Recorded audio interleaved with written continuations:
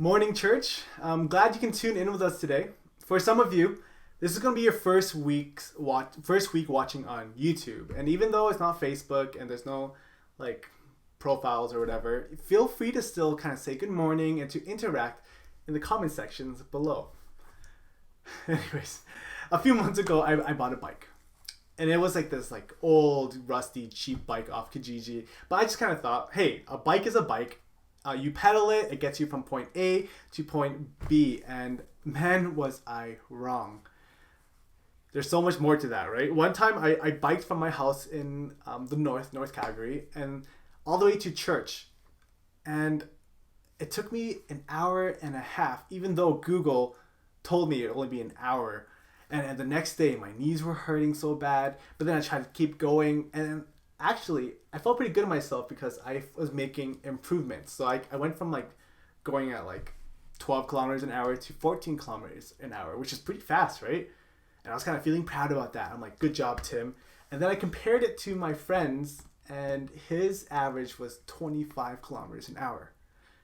And I was just like, what? How is he so much faster than me? Like, has he always been that much stronger than I was? And I felt so insecure about that. But kind of just held it in. And one day we were kind of planning a big trip to bike from Canmore to Johnson Canyon and then back. And as excited as I was low-key nervous that they would kind of leave me behind. But that week, as I was training for the trip, my bike and we had a very rude encounter with the floor. And my bike was out of commission. Luckily, my friend had an extra road bike laying around, and he let me borrow it for the trip. So we got to Canmore, and then I saw his bike, and I was amazed, right? My mountain bike was like thick and heavy, and his road bike was like so light, probably like less than half of what my bike weighed, and so slick looking. The tires were like super tiny and thin and sleek, and I was even unsure whether those tires could hold my weight up. But the moment I got on that bike and I started pedaling, it was a whole new world, right? Acceleration was so easy. I cut through the air like a knife through room temperature butter. And it's like every part of that bike's existence was made specifically for me to go as fast as I could, and it did. Because by the end of that trip, my average speed was almost double what I started off with on my mountain bike, and it was ridiculous. And if I could tell you one thing I learned from that whole experience, it was that the key to biking isn't all about power, but it's actually more. It's about efficiency, right? The way that you're positioned, the weight of your bike, even how you eat to energize yourself during long trips. And at the highest levels of trying to make bikes as efficient as possible, people are paying like $20,000 for a bike. And to them, it's worth every single penny, because even though it only gains you maybe a few extra seconds or minutes in a race, that makes all the difference between winning first place and 10th place and 100th place and 1,000th place. So this is kind of what I want to talk to you guys about today. How do we be efficient at life? If you're like me, life is kind of more like the beat up old bike that I got from Kijiji, right? A bunch of inefficiencies and baggage and habits that hold me back. Excuses I tell myself that keep me from being efficient. My main one I always use is, I'll do it later. And it's definitely keeping me from being as efficient as I can be. It's frustrating because in the long run, I kick myself in the butt for missing out on good things and wasting a lot of time and energy because I wasn't efficient. But the Bible actually teaches us how to be as efficient as we possibly can be. It teaches us that to be efficient at life, we need two things. We need to be, one, single-minded in the way we live. Two, open-minded in the way we think. And we get this from the Gospel of Luke. So this week, we're actually starting a brand new series exploring the parables found in Luke. And as we go through this series, we're asking ourselves, what story do we live by? What narrative do we live by? And we want to come out of the series saying, we live by Jesus' story. Our passage today is from Luke 5:36 to 39, and it's a response to a criticism. Because Jesus and his disciples, they weren't doing the usual traditions that were expected of them. Like for example, they weren't staying away from sinners, and they weren't fasting, and the religious leaders are like, "Yo, what are you doing?" And then Jesus tells them, he tells his critics this, which starts in verse 36. Feel free to follow along with me as I read. And he was also telling them a parable. No one tears a piece of cloth from a new garment and puts it on an old garment. Otherwise, he'll both tear the new, and the piece from the new will not match the old. And no one puts new wineskin into old wineskins. Otherwise, the new wine will burst the skins and it will be spilled out. And the skins will be ruined. But new wine must be put into fresh wineskins. And no one, after drinking old wine, wishes for new, for he says, the old is good enough. We'll start with our first point, which is being efficient by being single-minded in the way that we live. I remember back in youth group, we'd always play these kind of like team games, and we were playing, usually you play for a prize, but the best reward was actually getting to pretty much torture the losing team with punishments. And the worst punishment by far, the one that I dread the most, was that the winning team would scour the fridge and the pantry and find a bunch of random things like mustard, ketchup, soy sauce, fish sauce, wasabi, Coke, pickle juice, anything that was kind of drinkable, and they would mix it in a cup, or sometimes they would blend it.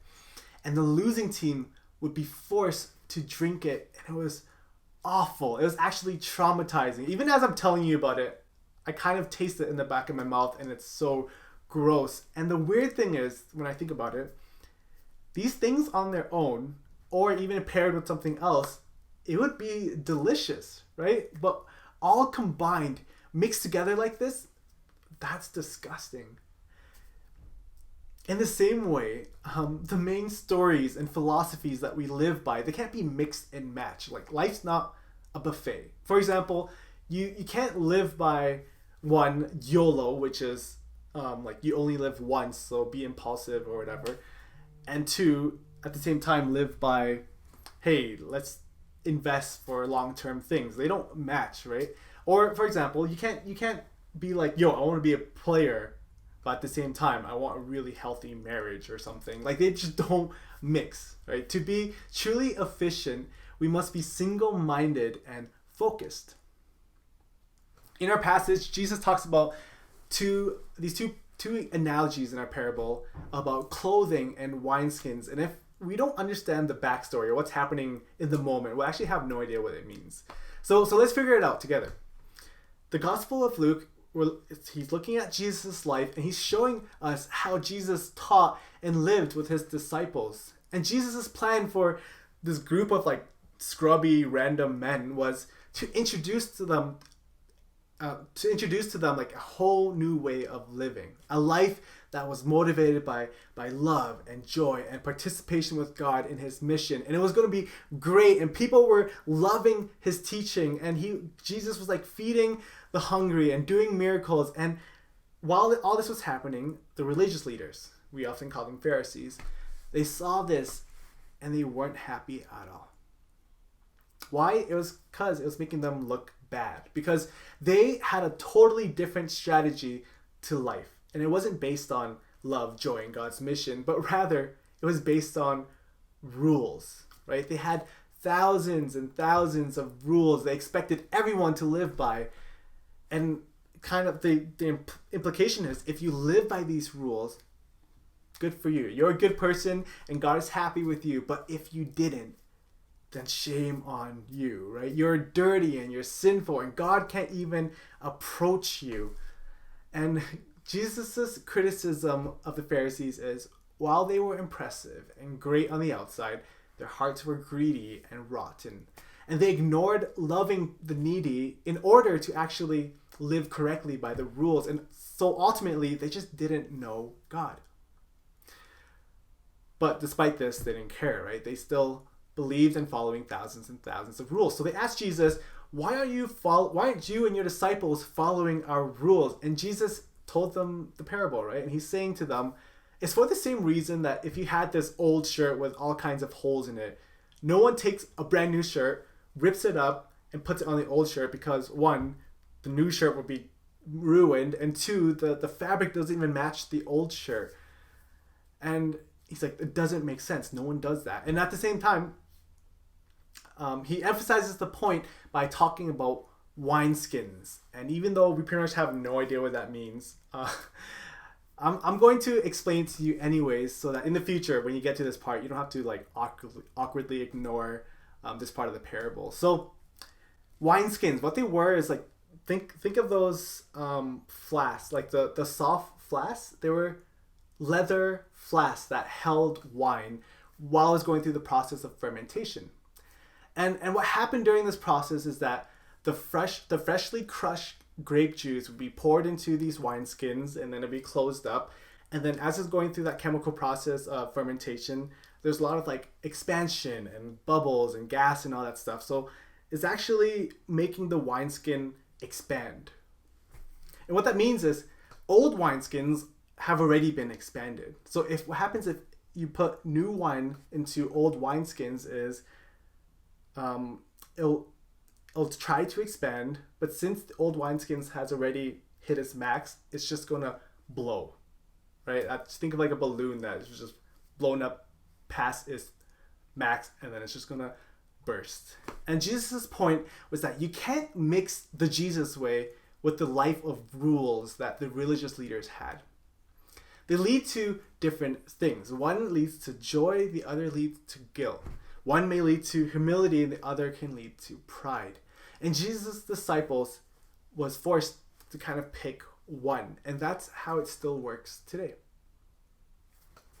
Our passage teaches us to be single-minded, which is way easier said than done, right? Our culture is always throwing at us like millions of different ideas and competing philosophies, and each is telling us what's important in life. Some say it's beauty, some say it's romance, or experience through traveling, money, achievement, respect, having the newest iPhone, comfort, honoring your parents.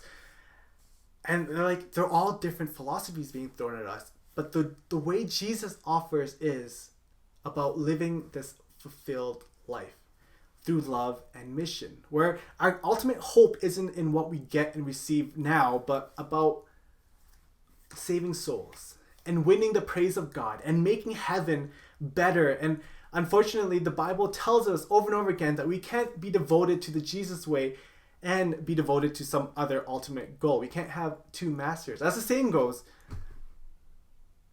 a hunter who chases two rabbits catches neither one.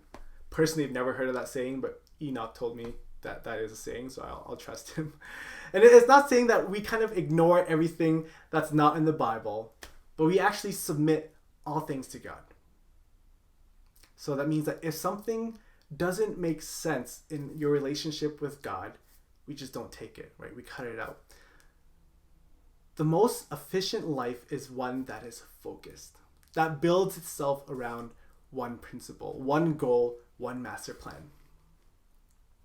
And while there are many ways to kind of like train ourselves to do this, I'll tell you what works for me.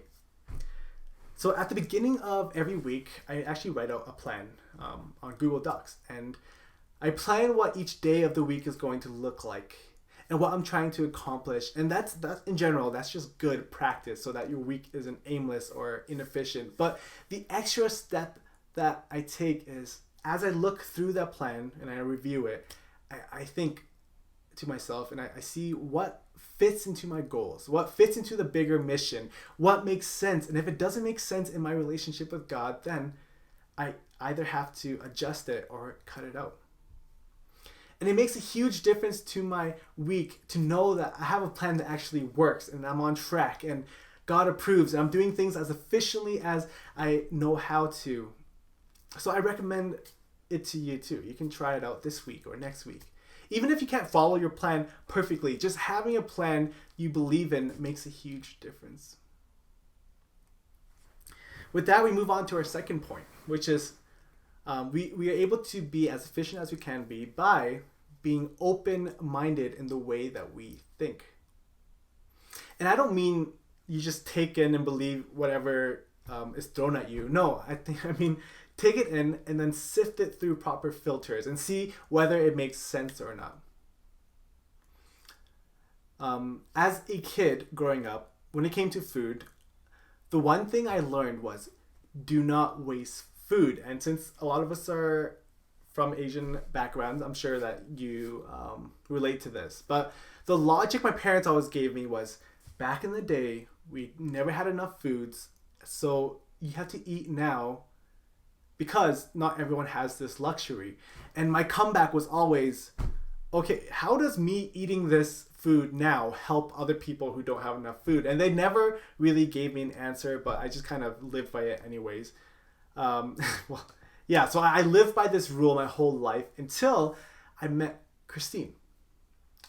And it was during this one scenario where she had a bit of chocolate left from her chocolate bar, and then she threw it away. And I'm like, what are you doing? Like, the kids in Asia, like, how could you?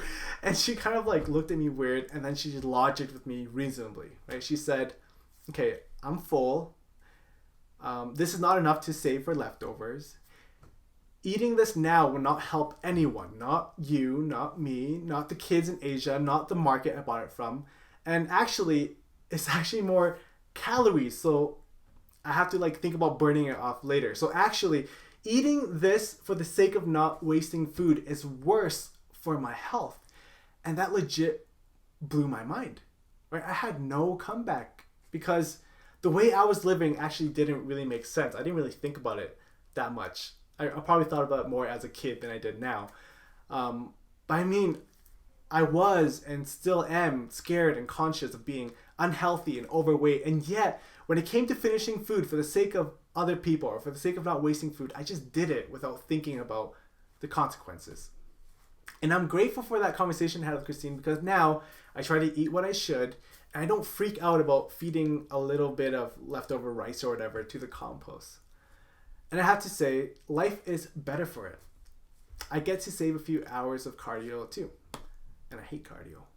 But imagine if instead of listening to logic and Christine, or it's logic and reasoning that Christine gave me, I just said, whatever, you do you, I'll do me. That means that I would be still following some irrational law someone gave to me when I was a kid for the rest of my life. So what I'm trying to say is, it can only benefit us if we're open-minded in the way that we think, especially if we're filtering it through logic and faith. There's one verse that we're zoning in on, and it's kind of a confusing one. So let me read it for you. It's verse 39. And Jesus is saying to the Pharisees, "And no one, after drinking old wine, wishes for new. For he says, the old is good enough." Now, if you think anywhere close to the way I think, you would ask, wait, what? Isn't old wine better than new wine? And the answer is, yeah, it is for the most part, but not back then. The winemaking process back then was definitely not as advanced or complicated as what we have now, right? So that means that they couldn't completely preserve the wine properly. So what wine they did make would taste, well, if it's like really old, it would actually taste terrible because of the preservatives they put in, which probably made it salty, and it would more likely be able to go bad, right? It can get rotten. So that's not the case. The old wine isn't better than new wine back then. But what makes more sense about this verse is when we focus on the words good enough, right? They're saying good enough. When are the only times you hear those words good enough? Well, it's like, examples I can think of is like, oh, hey, there's a really nice smart TV on sale. And then someone would say, no, it's okay. Mine's good enough. Or, hey, yo, this car has AC and doesn't break down every month. And it's like, no, it's okay. Mine's good enough. And for me, I would only say good enough when I'm settling. When I know that there's probably something better out there, but I'm just like too lazy or uncomfortable to check it out or even consider it. So I'm like, nah, I'm happy with what I have now. It's good enough. And we can afford to be closed-minded and say good enough when it comes to things like that don't matter much, like entertainment and gadgets, but we actually can't do that with our lives. For example, watching low quality TV, that's tolerable to me, but then thinking about living a low quality life, that's intolerable, that's painful, that's even offensive to say, and yet that might be a very possible reality. The Pharisees were closed-minded to Jesus' teachings. Despite the fact they saw Jesus' miracles and heard his teachings, they still said, nah, mine's good enough, right? I'm happy with the way things are, even though it doesn't make sense. And that's such a sad and pointless way to live. So how can we be open-minded in what we believe? Especially in a way that's truthful. For myself, I believe Christians follow the best explanation and reasoning for life, and obviously I'm biased, but the way we come to our beliefs matter a lot. So because Christians believe for a bunch of different reasons, right? Some believe because their family and their friends believe it, so it's kind of like, in a sense, trendy. Other people believe because they're afraid of hell. But I think the best reason to believe is because we've actually looked at all these different philosophies and we explored all the options, and we found that what Jesus and Christianity offers is the most convincing and the most defensible. And a person who believes because of that's the kind of person who can be real with other people who don't believe, right? That's the kind of person who can like they're not super uptight or dogmatic, and they can fully commit to Jesus, knowing that they found the truth because they've seen it for themselves and they can bet their lives on it.